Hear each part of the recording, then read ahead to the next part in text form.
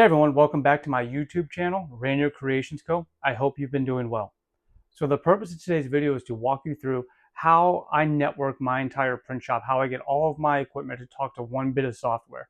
So for you, that might vary. You might not have this capability. You might be looking to do this capability or gain this capability in the future.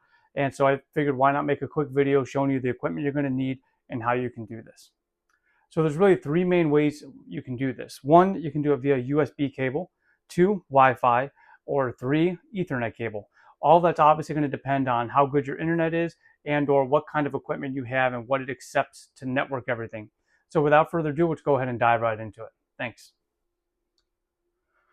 Okay, so real quick, I'll walk you through my setup and I'll show you what equipment I have and what equipment you will absolutely need in order to network your entire print shop. I will leave a link in the description for all the stuff that I have. So if you have any questions, comments, concerns, feel free to ask me and or just go to the link in the description and you'll be able to find what you're looking for. So first thing I have is my monitor right here. So obviously you're gonna need one of those. Right now, if you're running off just a laptop like I am right here, fine. But I like to have a monitor. This is a Samsung, I think it's an M3, if I'm not mistaken, 32-inch monitor, absolutely fantastic. I highly recommend. Next, this is up to you, but I have a Deco. It's kind of like a Wi-Fi extender. However, I can make my own network off of it. So I did that because I have my personal network and then I have my network at in my house, and I like the two to be separated, right? So anyways, I do recommend these. They're pretty freaking awesome. And it is critical because my shop is disconnected from my house. So it is kind of critical for me because otherwise I would need to have a whole another set of internet out here that I'd be paying for. So I'd be paying for two internet services, one at my shop and one at my house, right? So this actually works out really, really well. Now this piece here, this is the anchor. This is a docking station. This is absolutely vital to my shop, right? So why is that? Well, one, it connects to my computer here, the HP. So HP is pretty much the only, well, PC is really the only thing you can run a print shop off of. You can use Mac. However, I've heard that the Windows operating system on Mac is kind of buggy and that you have issues with the software talking to all of your equipment. So I just run a dedicated PC in here. So it does have a USB-C Thunderbolt 4 cable, so the information go back and forth between the two systems. It does have HDMI, two HDMI ports as a matter of fact. It has multiple USB ports, multiple USB-C ports, and then it has a micro SD and standard SD reader in the front. So this is absolutely vital because the Roland BN20 does not have an Ethernet port. So I had to actually network it into my system via a USB port right back here. And without this, I really wouldn't be able to do that because this doesn't have a tremendous amount of ports on it. So the next component you're going to need, and this is absolutely vital, don't mind the mess of wires right now, but you are going to need this system right here. And this is the Netgear. I think it's called a bus bar. It looks like it's a GS305. Again, I'll leave a link in the description. So this is absolutely vital. The way this works is I have this white cable right here. This is going up to my Deco network that I showed you just a second ago. And these two I have color coded, right? So I have the white, this goes to my HP Latex 365, and the black goes to my GrafTech.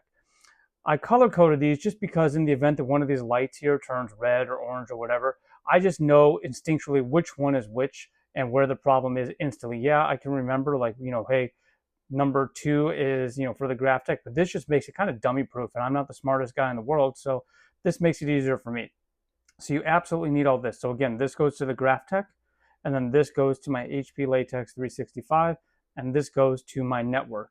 And this allows me to link all my systems together onto my software, which I'll show you guys here in just a second.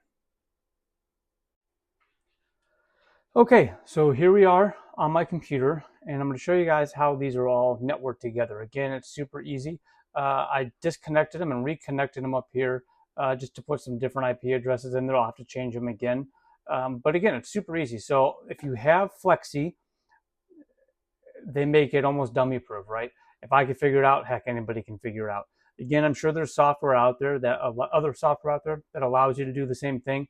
This is just what I'm using. So if this was all blank, all you'd have to do is click add right here, and it kind of just walks you through the whole process of what you need to do in order to add your device. So you can do printer, cutters, engravers, and again, just follow the steps and it's too easy.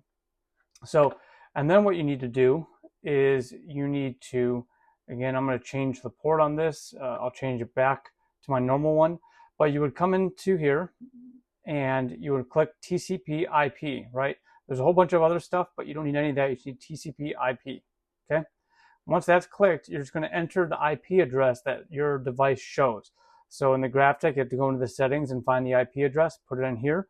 On your printer, you have to go into the settings and find the IP address and put it in for that.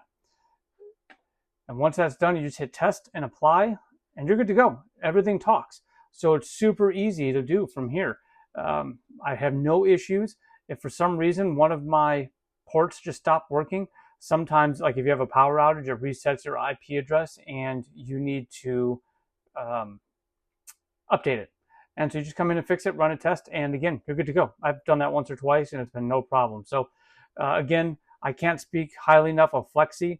I do think it's a bit overpriced. I think it's like $800 a year, which is just insane to me. However, it has streamlined my process tremendously because of this. You know, I was talking to my wife the other day, just for an example, and I did an order last year of 25,000 stickers just on the Roland. And that took me months to do.